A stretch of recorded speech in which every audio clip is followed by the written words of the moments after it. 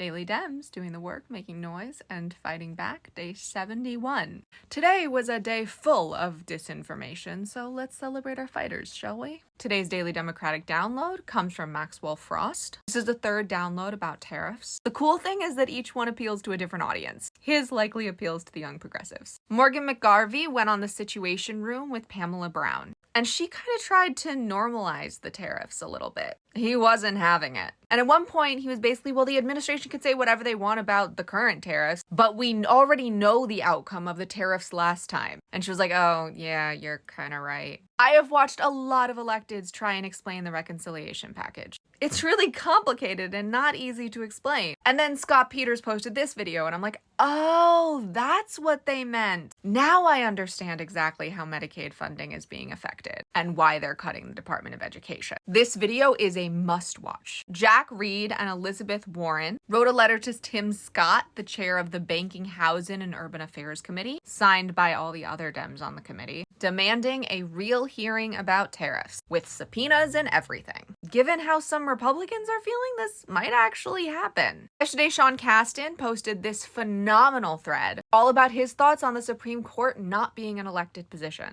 This is a perfect example of the kind of transparency that will lead a lot less people to say do something. Shontel Brown and Jerry Connolly wrote a letter demanding an investigation into the White House using Starlink and trying to put it in other departments as well. Did you know this was happening? Because I didn't. And I love that this is a video. Most of the time, these are just text posts, making it a lot easier for people to ignore. And they didn't ignore this one. We officially have a DNC Rapid Response War Room. It will cover 6 areas, including infiltrating the conservative ecosystem, working with the influencer ecosystem, and putting the Democrats on offense rather than defense. Brian Schatz has now put a hold on over 300 nominees and several foreign affairs bipartisan bills. That means when they ask for unanimous consent, he says no. Ruben Gallego has put a hold on all VA nominees and Adam Schiff on the first judicial nominee. Speaking of Adam Schiff, he and Jamie Raskin had their Exposing DT shadow hearing. It was a little over 2 hours long. Over 80,000 people watched live. And part of that is because they had influencers in the room giving a play-by-play on their socials.